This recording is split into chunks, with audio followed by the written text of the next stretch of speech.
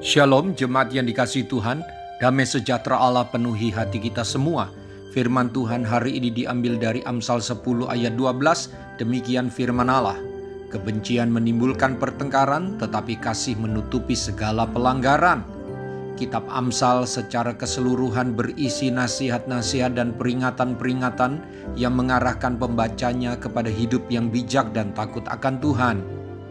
Dalam pasal 10 ini, para pembaca diingatkan agar menjalani hidup dengan bijak. Salah satu hal yang disampaikan dalam bentuk peringatan dan nasihat adalah mengenai kebencian.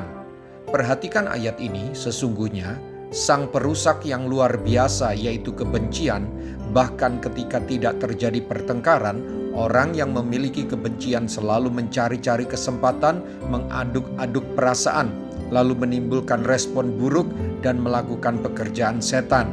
Mereka yang menyimpan kebencian adalah orang-orang yang sangat jahat, yang memperoleh kesenangan dengan memperbesar masalah, membalas orang lain, bahkan menyebar virus kebencian dengan mengadu domba sesama dengan cerita gosip, dugaan tanpa dasar, dan fitnah. Mereka menghembuskan percikan api percekcokan yang telah lama terpendam sehingga berkobar, dan dengan kegirangan tiada tara, mereka menari di atas bara api kebencian itu. Sungguh sifat iblis yang harus para pembaca dan pendengar hindari. Berbeda dengan orang yang menyimpan kasih di dalam hatinya, sang pendamai yang luar biasa ini justru menutupi dan memadamkan api kebencian dan tidak membesar-besarkan permasalahan.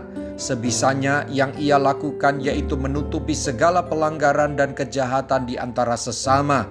Kasih tidak mengumandangkan pelanggaran dan membesar-besarkannya, tetapi kasih akan memaafkan pelanggaran orang lain lakukan. Dengan demikian pertengkaran bisa dicegah, atau seandainya pertengkaran telah dimulai, bisa diselesaikan. Bapak, Ibu, Saudara-saudari, mari kita kejar kasih dan jadilah pembawa damai. Dengan demikian kita mengembangkan sifat Allah dalam diri kita dan kita layak disebut sebagai anak Allah. Allah itu kasih, tentu anak-anaknya juga penuh kasih terhadap sesamanya. Kebencian adalah cermin manusia lama yang masih hidup dalam diri kita.